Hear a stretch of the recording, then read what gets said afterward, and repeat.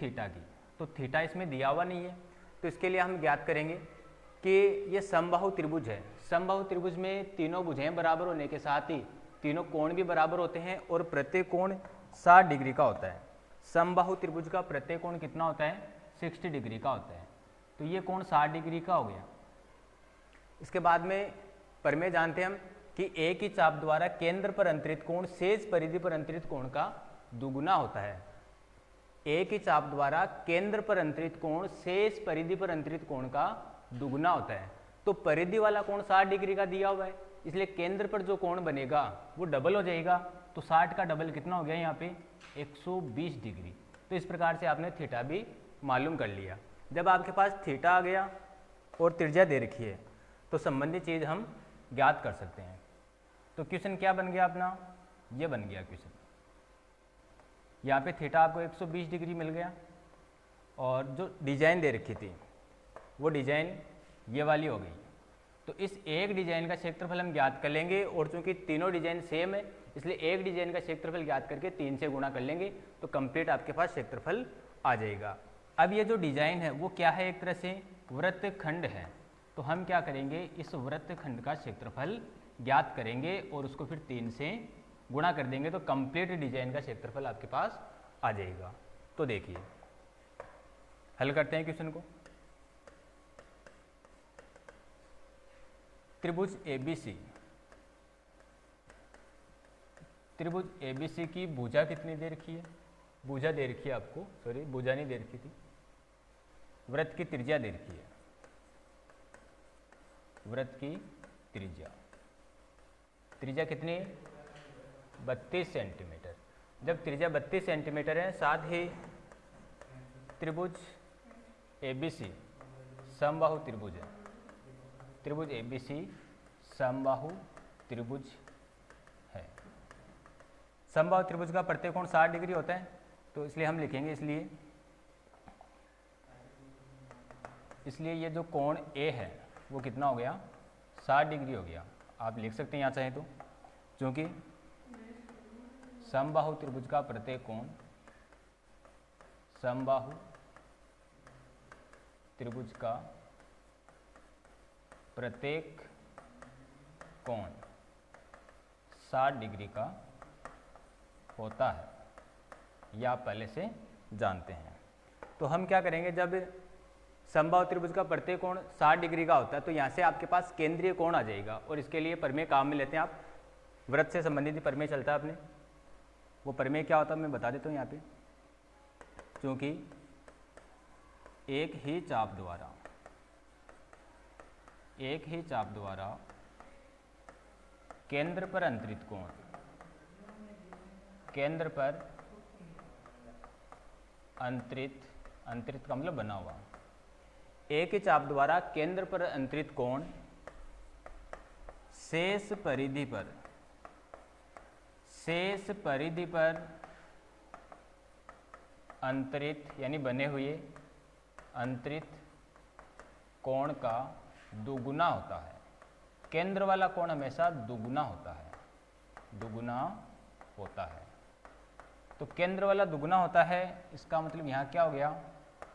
इसलिए ये जो कोण है BOC, कोण BOC वो 60 डिग्री का दुगुना हो गया और दुगुना कितना हो गया यहाँ पे? 120 डिग्री, यानी हमने थीटा मालूम कर लिया। क्योंकि जो छायांकित डिजाइन है, जो डिजाइन है, छायांकित नहीं बोलेंगे इसको यहाँ पे, क्योंकि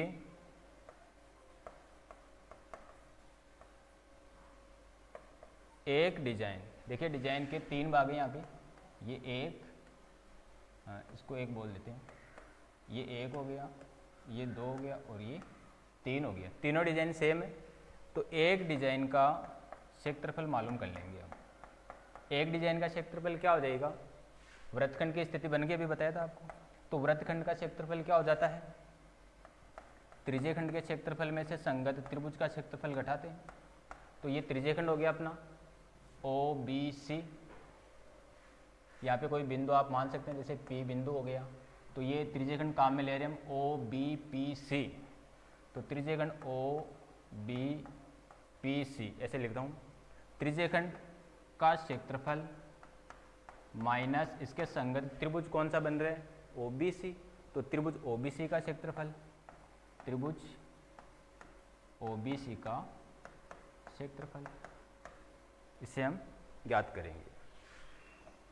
तो त्रिज्यखंड का क्षेत्रफल तो क्या होता है अपने पास, पाई आर स्क्वायर थीटा बटे 360 डिग्री, माइनस त्रिभुज का क्षेत्रफल यूनिवर्सल लगाएंगे यहाँ पे 1/2 आर स्क्वायर साइन थीटा। त्रिभुज का क्षेत्रफल क्या होता है, 1/2 आर स्क्वायर साइन थीटा। पाई का मान जब क्वेश्चन में दे रखा होता है 22/7 या 3.14, वो सुविधा अनुसार लेते हैं हम। यहाँ मैं लिख रहा हूँ 22/7। आर का मतलब त्रिज्या यहाँ पे, तो त्रिज्या कितनी दे रखी है 32, स्क्वायर कर दिया तो 32 गुणा 32 लिखा मैंने इसको। थीटा कितना 120 डिग्री और बट्टे में 360 चल ही रहा है, माइनस 1/2 आर स्क्वायर, फिर त्रिज्या कितनी 32, तो क्या लिख दिया हमने 32 × 32 और साइन थीटा, थीटा कितना 120 डिग्री। साइन 120 डिग्री का मान पीछे भी क्वेश्चन में आपको बताया हुआ है, एक बार फिर से देख लेंगे। आगे करते हैं इसको यहाँ तक एक बार नोट करें, इसको अगले पेज में बताऊंगा आगे का क्वेश्चन में।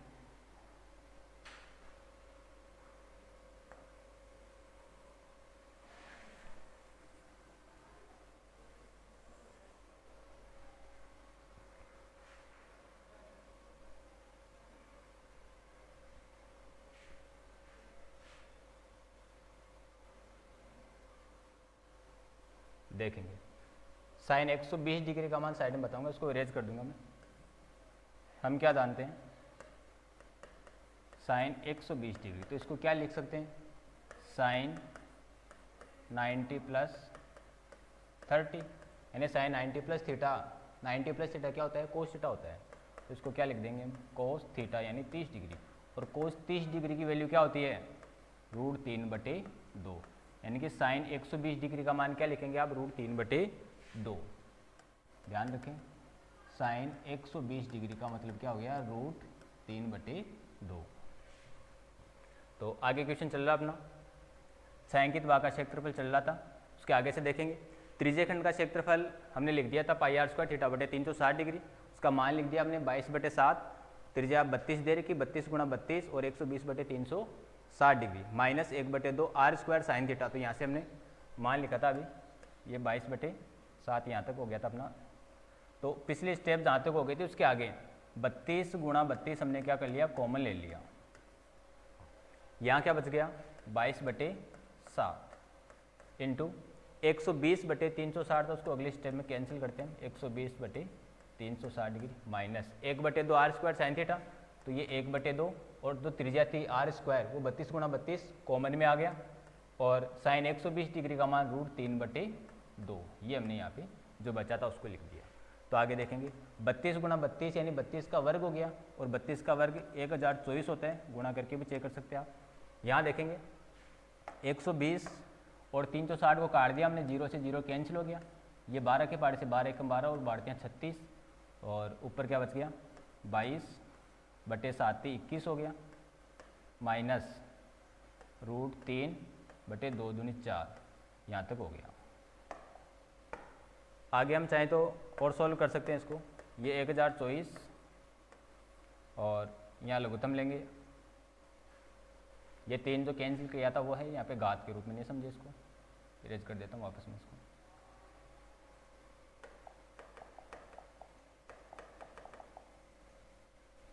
हाँ, तो यहाँ 21 × 84 आ जाएगा लघुत्तम। अच्छा, इसको थोड़ा सॉल्व इजीली सॉल्व कर लेते हैं। देखिए इस 1024 को वापस हम अंदर ले जाते हैं, तो ये हो गया 1024 गुणा, कैलकुलेशन ईजी हो जाएगी, ऐसे बहुत ज़्यादा लंबी कैलकुलेशन हो रही थी, माइनस ये हो गया 1024 गुणा √3/4। तो यहाँ क्या बन गया 22 का गुणा कर लेंगे 1024 से, तो जब 1024 को हम 22 से गुणा करेंगे तो क्या बनेगा 2024 × 48 हो गया, और ये 2048 ये हो जाएगा, ये 8 और 4 12 5 हो गया यहाँ पे, और ये 2 2 22,528 हो जाएगा, 22,528 गुणा करने पर आ गया, और बट्टे में क्या चल रहा है 21, माइनस ये 1024 4 के पार्ट से कैंसिल हो रहा है, 4 एक कम 4, ये 4 दूनी 8 हो जाएगा, 2 बचेगा, 4 पंजे 20, फिर 2 हो जाएगा तो 4 6 24, यानी 254 हो गया। तो माइनस में क्या लिखेंगे, 254√3। इस प्रकार से आप इसका उत्तर लिख सकते हैं। आगे भी हम चाहें तो √3 का मान 1.73 लिख के इसको गुणा करेंगे, फिर इसका मान दशमलव में प्राप्त करके माइनस करने पर इसका और भी आगे हम उत्तर ज्ञात कर सकते हैं, और यहाँ तक भी हम इसका उत्तर छोड़ सकते हैं। तो ये अपना क्वेश्चन हो गया, ध्यान से देखिए। कैलकुलेशन सावधानी से करें और कैलकुलेशन स्वयं करने की कोशिश करें। क्वेश्चन का तरीका समझें और क्वेश्चन को रटें नहीं, क्वेश्चन को देखें और खुद करने की कोशिश करें। ठीक है, नेक्स्ट क्वेश्चन करेंगे। ये क्वेश्चन नंबर 6 हो गया था अपना। नेक्स्ट है क्वेश्चन नंबर 7। क्वेश्चन नंबर 7 देखिए, पढ़ें आप क्वेश्चन को, ध्यान से पढ़ें। पीछे भी हमने इस टाइप के क्वेश्चन कर लिए, बार बार घूम फिर के वही क्वेश्चन आ रहे हैं। अपनी प्रैक्टिस मजबूत कीजिए और क्वेश्चन आपको आने लग जाएंगे। क्वेश्चन पढ़ें। आकृति दे रखी है, 14 सेमी भुजा वाले एक वर्ग है ABCD और चारों बिंदुओं से वृत्त खींचे गए हैं कि ये एक दूसरे को इस प्रकार से बाह्य रूप से स्पर्श करते हैं, तो हमें छायांकित भाग का क्षेत्रफल ज्ञात करना है। तो यहाँ पर छायांकित भाग कौन सा है, ये छायांकित भाग है, इसको देखेंगे आप, ये वाला छायांकित भाग है और ये आपको ज्ञात करना है। ये जो बीच में बन रहा है, ये वाला भाग हमें ज्ञात करना है। तो ये बना कैसे है, उसी के हिसाब से हम इसको ज्ञात कर लेंगे। पहले वर्ग बनाया हुआ था और वर्ग के चारों शीर्षों से क्या काट लिया इसने, वृत्त काट लिए। अब जो वृत्त काट लिए वो तो इस वर्ग के बाहर बन गया पूरा वृत्त, तो केवल कुछ ही हिस्सा यहाँ पे बन रहा है। जो कुछ हिस्सा बन रहा है वो क्या बन रहा है, क्या चतुर्थांश बन रहा है ये? जी हाँ, चतुर्थांश बनेगा। क्यों? क्योंकि वर्ग का प्रत्येक कोण समकोण होता है, और जब किसी त्रिज्यखंड का कोण समकोण होता है तो वो अपने आप में क्या बन जाता है, त्रिज्यखंड बन जाता है। तो ये 4 क्या हो गए इसमें, त्रिज्यखंड हो गई। त्रिज्यखंड 1 2 इसको बोलता हूँ, 2 3 और ये 4। तो ये 4 त्रिज्यखंड बन गए। इस वर्ग के अंदर ही ये 4 क्या बन गए, त्रिज्यखंड बन गए, या फिर इनको चतुर्थांश भी कह सकते हैं। जब केंद्रीय कोण 90 डिग्री का होता है तो वो क्या बन जाता है, चतुर्थांश बन जाता है। तो इस प्रकार से 4 चतुर्थांश हम घटा लेंगे। किस में से घटा देंगे, वर्ग में से घटा देंगे। तो वर्ग के क्षेत्रफल में से ये चारों चतुर्थांश घटा देंगे तो छायांकित भाग का क्षेत्रफल प्राप्त हो जाएगा। तो देखिए हल देखेंगे इसका। वर्ग की भुजा दे रखी है आपको, वर्ग ABCD की भुजा, वर्ग की भुजा दे रखी है आपको 14 सेंटीमीटर। अब वर्ग की भुजा 14 सेंटीमीटर दे रखी है, तो यहाँ से यहाँ तक कितना है, 14 सेंटीमीटर। ये 14 सेंटीमीटर है और इसी के ऊपर 2 वृत्त बना दिए और ये एक दूसरे को स्पर्श करें, इसका लिए समकोण बनाते हुए है। तो ये आधा आधा हो गया यहाँ पे, यानी 7 यहाँ हो गया और 7 यहाँ पे हो गया, 7 और 7 14, यानी जो वृत्त है उसकी त्रिज्या कितनी हो गई, 7 सेंटीमीटर। प्रश्नानुसार प्रत्येक वृत्त की त्रिज्या कितनी होगी, इसको R से डिनोट करते हैं, त्रिज्या होगी 7 सेंटीमीटर। इसलिए छायांकित भाग का क्षेत्रफल क्या हो जाएगा, इसलिए छायांकित भाग का क्षेत्रफल, छायांकित भाग का क्षेत्रफल, तो क्षेत्रफल बन रहा है क्या वही देख लेंगे। वर्ग का क्षेत्रफल माइनस कितने चतुर्थांश बन गए, 4 चतुर्थांश। चतुर्थांश क्यों बन गया, ये कंप्लीट एक वृत्त है आपके पास, और जब वृत्त में हम 90 डिग्री का त्रिज्यखंड बनाते हैं तो वो चतुर्थांश बन जाता है। और यहाँ वर्ग का प्रत्येक कोण समकोण होता है, समकोण होने के कारण ये क्या बन गए, 4 चतुर्थांश बन गए। तो हम क्या कर लेंगे, वर्ग के क्षेत्रफल में से 4 चतुर्थांशों का क्षेत्रफल माइनस करेंगे। तो वर्ग का क्षेत्रफल माइनस 4 चतुर्थांशों का क्षेत्रफल, त्रिज्यखंड भी बोल सकते हैं, 4 चतुर्थांशों का क्षेत्रफल। तो वर्ग का क्षेत्रफल आप जानते हैं भुजा स्क्वायर होता है, तो वर्ग का क्षेत्रफल हमने लिख दिया भुजा स्क्वायर, माइनस 4 चतुर्थांश है इसलिए 4 से गुणा किया, 4 इंटू चतुर्थांश का क्षेत्रफल क्या होता है, 1/4 पाई R स्क्वायर। भुजा आपको दे रखी थी 14 सेंटीमीटर, तो 14 का स्क्वायर कर दिया। यहाँ देखिए 4 से ये वाला 4 कैंसिल हो गया, 4 से 4 कैंसिल हो गया, तो अंदर क्या बचा केवल पाई आर स्क्वायर। 14 का स्क्वायर कितना होता है 196, 14 का 14 से गुणा कर लिया, 30 तक के वर्ग याद रखें हमेशा। पाई का मान 22/7, आर स्क्वायर यानी त्रिज्या कितनी दे रखी थी 7, तो 7 × 7, 7 से एक बार 7 कैंसिल हो गया, क्या बचा 196 माइनस 22 अंते 154 होता है, माइनस कर लेंगे इसको, 6 में से 4 घटा दिया 2, 19 में से ये घटा दिया तो 4 बच गया, यानी 42 वर्ग सेमी। ये क्या आ गया 42 वर्ग सेमी इसका क्षेत्रफल आ गया। नोट करें।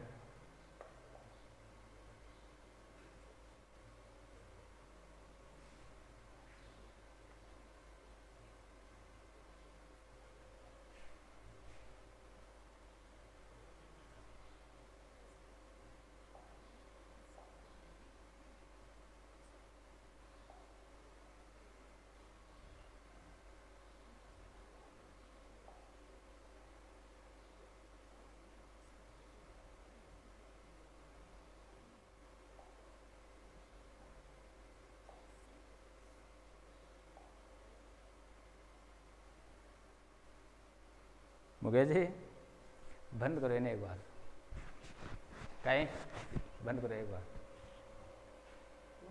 वो पिछले क्वेश्चन आदो ही हो भी मैं आगे करबो भूल गो मैं बिन थोड़ा सा और करना हो आगे भी मैं जी एक को ही याद करो मैं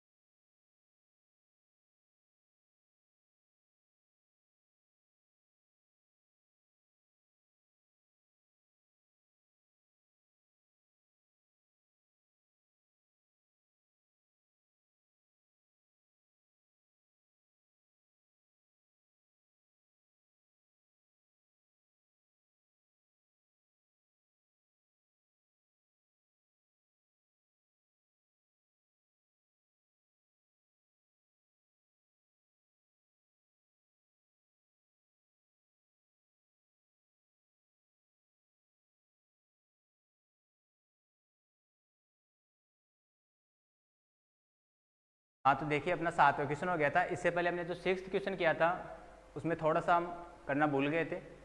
हमने एक ही डिजाइन का क्षेत्रफल तो ज्ञात कर लिया था, यहाँ तक अपना क्वेश्चन सही था। वो जो एक डिजाइन का क्षेत्रफल हमने ज्ञात कर लिया, एक डिजाइन का जो हमने क्षेत्रफल ज्ञात किया था, उस एक डिजाइन वाले क्षेत्रफल को हम क्या करेंगे 3 से गुणा करना भूल गए थे, तो यहाँ पर उसको हम 3 से गुणा करेंगे तो कंप्लीट जो छायांकित भाग या फिर जो डिजाइन उसका क्षेत्रफल आएगा। इसलिए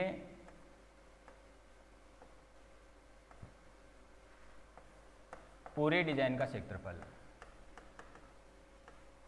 तो पूरे डिजाइन का क्षेत्रफल क्या हो जाएगा, जो इससे पहले आपके पास एक डिजाइन का क्षेत्रफल आया था, जो एक डिजाइन का क्षेत्रफल आया था इसको आगे हम 3 से गुणा करेंगे तो ये कंप्लीट आपके पास क्षेत्रफल आएगा और ये इसका फाइनल उत्तर रहेगा। थोड़ा सा कैलकुलेशन आप करेंगे इसके, ठीक है। नेक्स्ट क्वेश्चन करेंगे हम।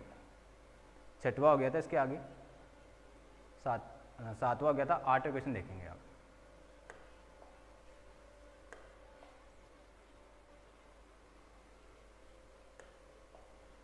देखिए 8वां क्वेश्चन पढ़ेंगे। क्वेश्चन पढ़ेंगे आप, डायग्राम भी समझने की कोशिश करेंगे। आकृति दे रखी है जिसमें एक दौड़ने का पथ है जिसके बाएं और दाएं सिरे अर्धवृत्ताकार है यानी सेमी सर्किल है। दोनों आंतरिक समांतर रेखाखंडों के बीच की दूरी 60 मीटर है तथा इनमें से प्रत्येक रेखाखंड 106 मीटर लंबा है। यदि यह पथ 10 मीटर चौड़ा है तो ये हमें ज्ञात करना है पथ के आंतरिक किनारों के अनुदिश एक पूरा चक्कर लगाने में चली गई दूरी, और दूसरा भाग इसमें पूछा है पथ का क्षेत्रफल। तो देखिए क्वेश्चन में क्या बोला हुआ है, ये जो दोनों सिरे हैं, दोनों ओर के सिरे इसमें अर्धवृत्ताकार दे रखे हैं। इसके अलावा जो शेष दूरी है, ये दूरी 106 मीटर है। दूरी कितनी दे रखी है? 106 मीटर।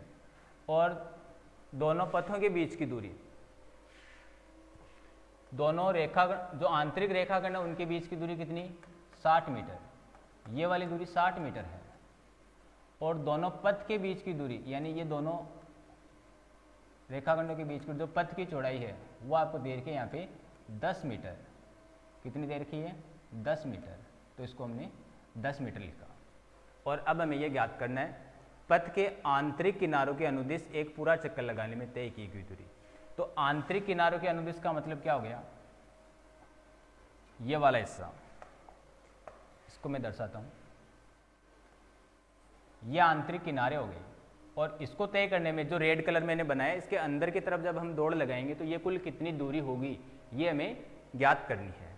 तो ये ज्ञात करने के लिए देखो क्या बन गया, एक तो ये दूरी कहाँ में आएगी, जो अर्धवृत्त बन रहा है उसकी परिधि हो गई है, और इधर भी एक अर्धवृत्त बन रहा है उस अर्धवृत्त की परिधि हो गई, प्लस यहाँ से यहाँ तक की दूरी जो 106 मीटर दे रखी है वो ऐड करेंगे, और ऊपर यहाँ से यहाँ तक की दूरी जो 106 मीटर दे रखी है ये ऐड करेंगे। तो इसका हमें पहला भाग प्राप्त हो जाएगा।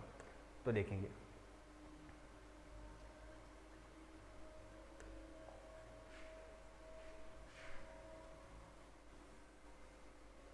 इसका पहला भाग, पथ के आंतरिक किनारों के अनुदिश,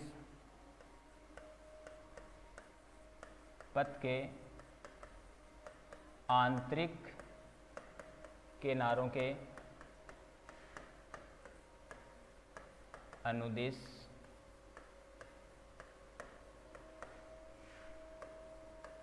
पूरा चक्कर लगाने में चली गई दूरी।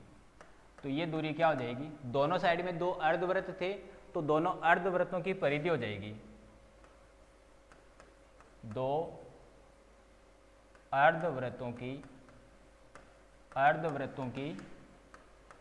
परिधि प्लस 106 मीटर ऊपर की दूरी थी और 106 मीटर नीचे वाली दूरी थी। इन सबको जोड़ देंगे, 106 मीटर और ये दूसरा 106 मीटर। तो ये दो अर्धवृत्त इसलिए 2 से गुणा कर रहा हूँ, और वृत्त की परिधि क्या होती है? 2πr होती है। अब चूंकि आधा वृत्त है तो इसलिए 2 से डिवाइड कर दिया, इसलिए अर्धवृत्त की परिधि हो गई। पूरे वृत्त की परिधि क्या होती है? 2πr। आधा वृत्त है इसलिए मैंने क्या कर दिया? 2 से डिवाइड कर दिया। ऐसी कितनी स्थितियाँ हैं? 2 स्थितियाँ हैं, इसलिए मैंने आगे क्या किया? 2 से गुणा किया। अब देखिए ये 2 से ये वाला 2 क्या हो गया? कैंसिल। और आगे 106 मीटर, ये 106 मीटर नीचे वाली दूरी थी, इसी प्रकार 106 मीटर ही क्या था? ऊपर की दूरी भी थी। तो वो आंतरिक दूरी में 106 मीटर ऊपर और नीचे की 106 और 106 दोनों जुड़ गए, 212 मीटर हो गया। यहाँ क्या बच गया? 2 और अंदर πr, तो 2π का मान क्या लिखा हमने? 22/7। और त्रिज्या कितनी? तो यहाँ त्रिज्या समझेंगे आप एक बार। डायग्राम लगभग इस टाइप का था अपना।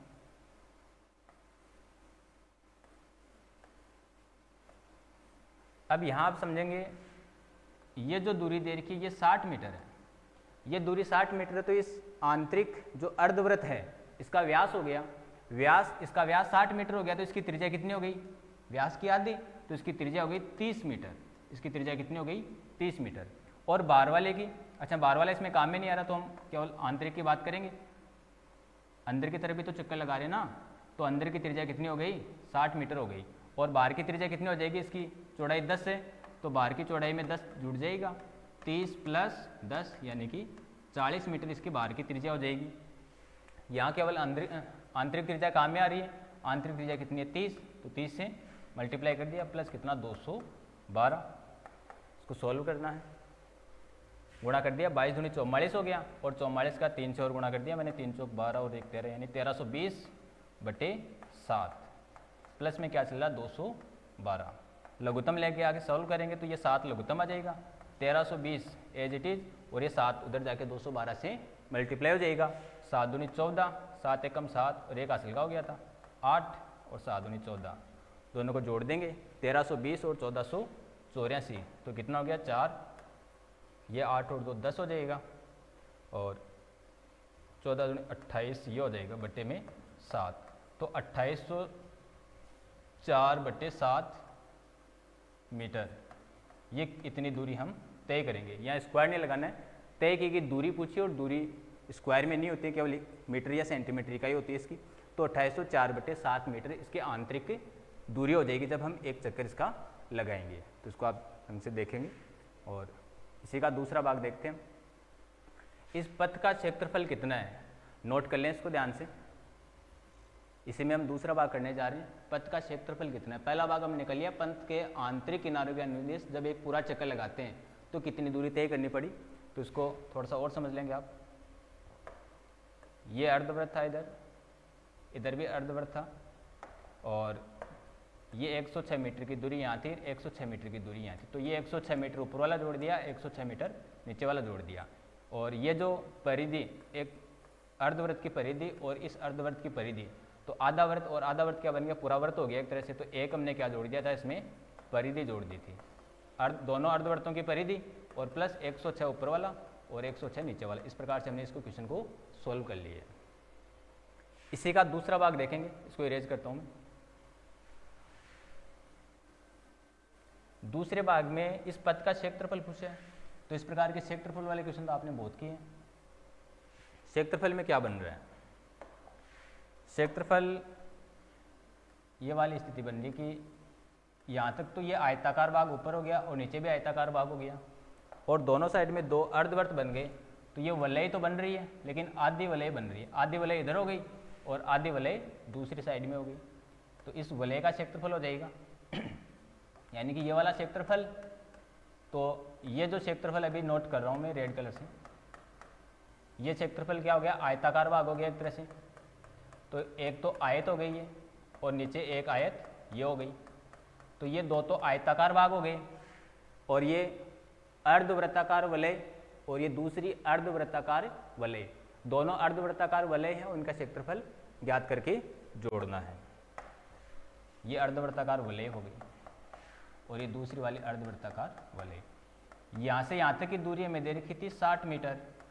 जब ये दूरी 60 मीटर, तो ये जो वलय बन रही थी इसका आंतरिक वृत्त है, इसकी त्रिज्या कितनी हो गई, 60 की आधी, और आधी कितनी होगी, यहाँ पे 60/2 करते हैं तो 30 मीटर आंतरिक त्रिज्या हो गई। और बाहर की त्रिज्या कितनी हो गई, जब ये 30 अंदर वाली है तो बाहर वाली त्रिज्या, पथ की चौड़ाई 10 मीटर दे रखी थी, तो 10 तो पथ की चौड़ाई और 30 अंदर वाली, तो ये त्रिज्या कितनी हो गई, 40 मीटर। अब हम लिखते हैं इसका सेकंड भाग, पथ का क्षेत्रफल, पथ का क्षेत्रफल। तो पथ के क्षेत्रफल में क्या हो गए, इसको नाम दे देता हूँ, जैसे ये आयत 1 हो गया और ये आयत 2 हो गया, तो 2 आयताकार भाग, 2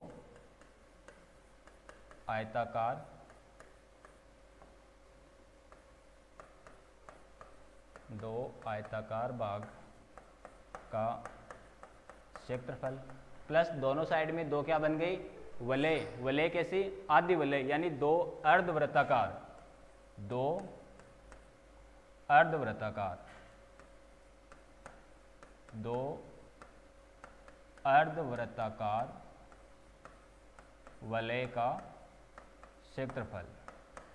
तो देखेंगे 2 आयताकार भाग, आयत का क्षेत्रफल क्या होता है, लंबाई इंटू चौड़ाई, और चूंकि ऐसी दो स्थितियाँ हैं इसलिए प्रारंभ में इसको क्या कर देते हैं, 2 से गुणा कर देते हैं। एक ऊपर वाली आयत होगी, एक नीचे वाली आयत होगी, तो 2 आयत हो गई ना, आयत का क्षेत्रफल लंबाई इंटू चौड़ाई, प्लस ये वलय और दूसरी वलय, 2 वलय इसलिए 2 से गुणा करता हूँ। और वलय का क्षेत्रफल क्या होता है, बाहर वाले वृत्त के क्षेत्रफल में से अंदर वाले वृत्त का क्षेत्रफल माइनस कर देते हैं। तो ये देखिए 2 इंटू लंबाई कितनी, यहाँ से यहाँ तक की लंबाई आपको 106 मीटर दे रखी थी और ये पथ की चौड़ाई 10 मीटर दे रखी थी, तो लंबाई हो गई 106 मीटर और चौड़ाई कितनी 10 मीटर, प्लस यहाँ से पाई कॉमन निकाल लेता हूँ मैं, तो 2 इंटू, अच्छा अर्धवृत्ताकार है तो यहाँ देखो मैं 2 से डिवाइड भी करूँगा, आधा वृत्त है ना, तो पाई आर स्क्वायर पूरे वृत्त का क्षेत्रफल, और बट्टे में 2 इसलिए लिखा क्योंकि ये अर्धवृत्त बन रहा था, तो यहाँ बट्टे वाला 2 तो कॉमन ले लिया हमने और पाई भी कॉमन ले लिया, क्या बच गया, capital R square minus small r square, और 2 से ये वाला 2 क्या हो गया, कैंसिल। यहाँ कितना हो गया, 106 का 10 से गुणा कर लिया 1060, और बाहर इसको 2 से भी गुणा कर लिया, तो क्या बन जाएगा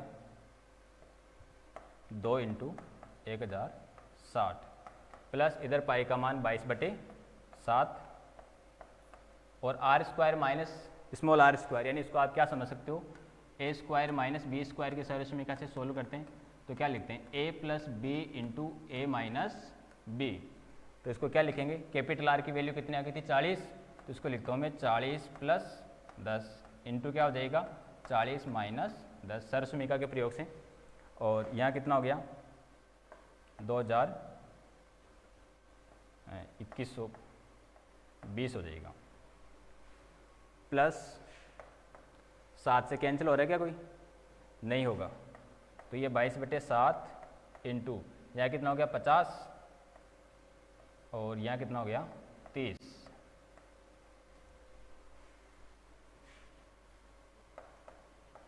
$2120 प्लस 5 से 1500 ये हो गया, और इसका 22 से गुणा करेंगे तो 22 गुणा 15 करता हूँ मैं, 15 दूनी 30 और 3 33, 330 हो जाएगा,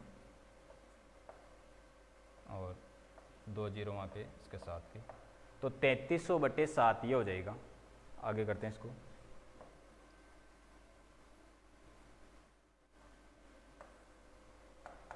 तो 2120 प्लस 3300/7, 3300/7,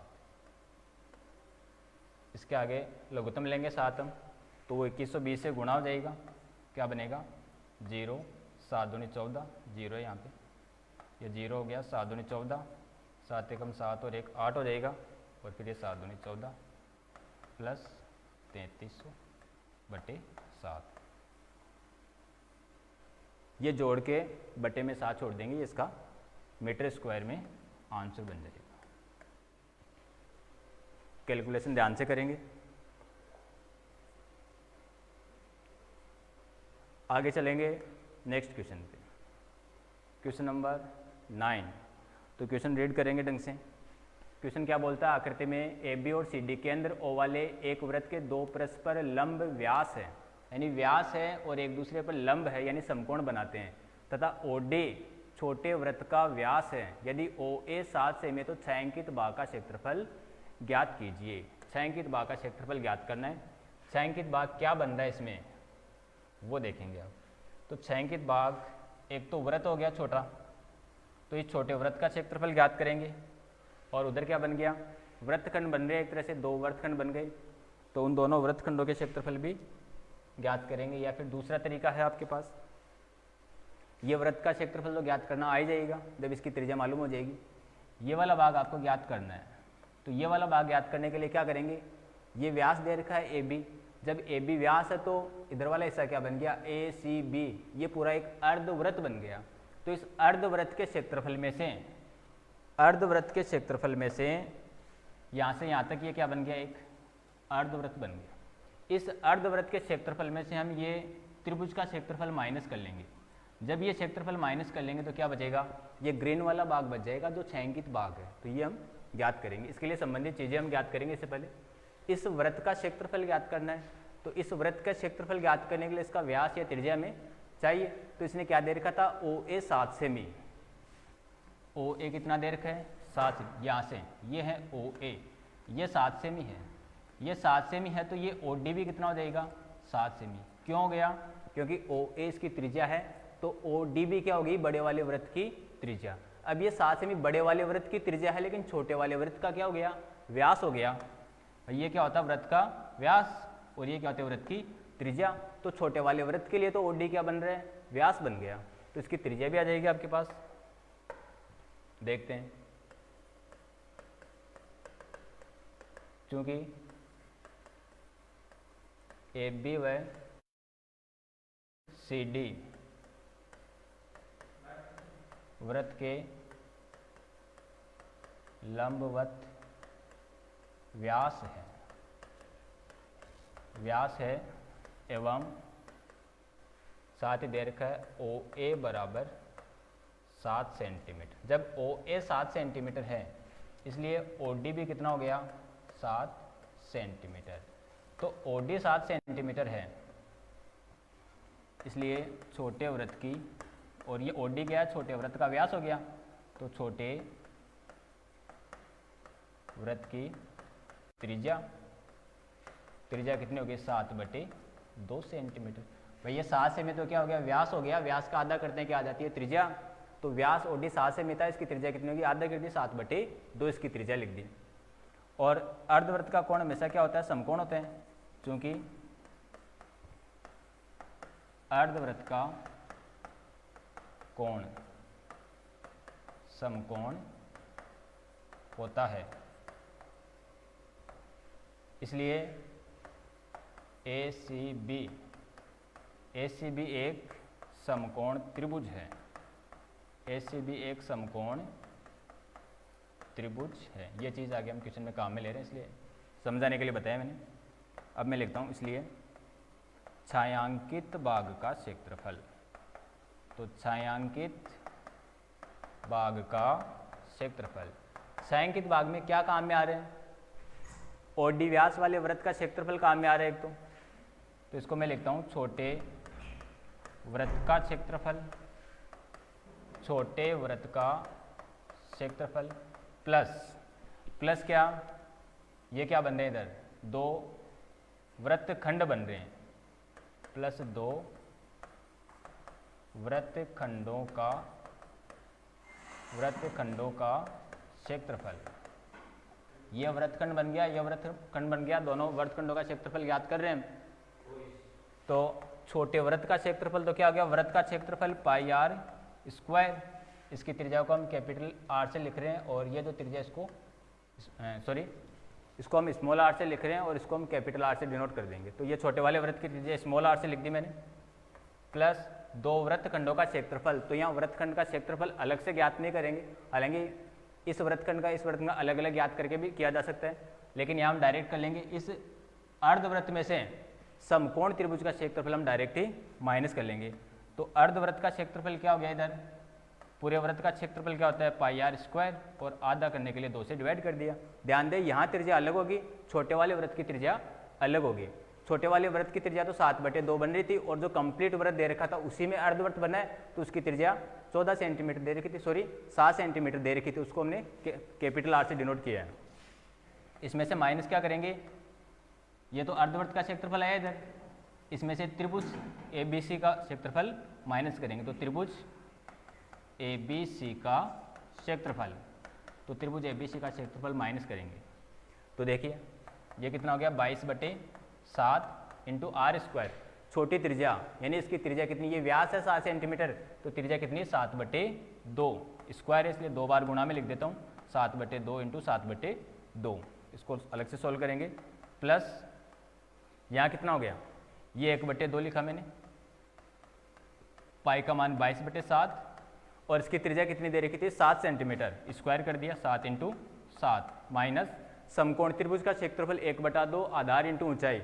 सामान्य स्थिति में तो हम क्या लेते हैं, समकोण बनाने वाले भुजाओं में से एक को आधार ले लेते हैं और एक को ऊंचाई ले लेते हैं। लेकिन अगर स्थिति ऐसी दे रखी है आपको कि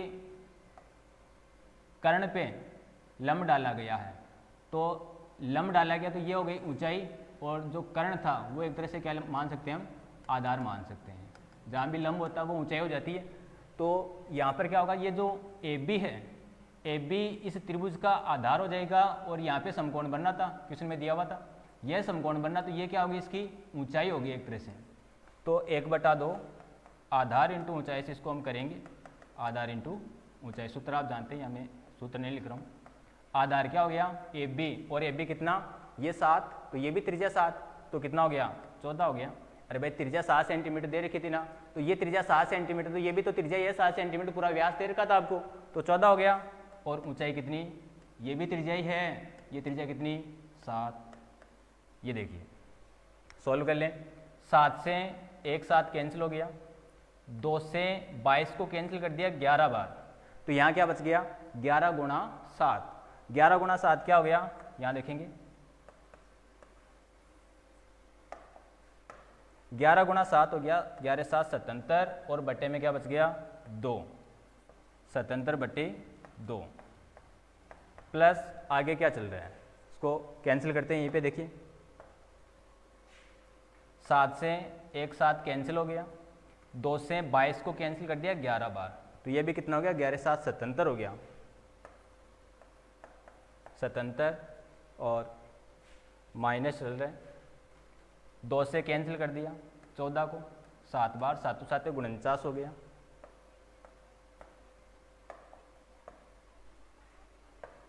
सॉल्व करते हैं इसको आगे।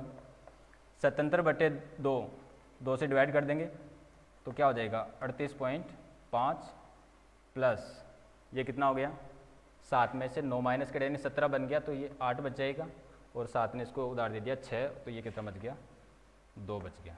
28 प्लस 38.5 तो कितना हो गया 0.5, तो ऐसा कैसा रहेगा, और 8 8 16 हो गया, 3 2 5 66, तो 66.5 सेंटीमीटर स्क्वायर या वर्ग सेंटीमीटर, ये क्या हो गया इसका क्षेत्रफल हो गया, छायांकित भाग का क्षेत्रफल जो इसने पूछा था। देखो सूत्र वही काम आ रहे हैं जो पुराने चल रहे थे, अपने कोई नया सूत्र इसमें काम में नहीं आ रहा, न कोई नया क्वेश्चन बन रहा है, बस एडजस्ट करना है कहाँ से क्या पूछा गया है, ये आपको करना है। बार बार प्रयास करें, अभ्यास करें, क्वेश्चन सभी आपके सही हो जाएंगे। धन्यवाद।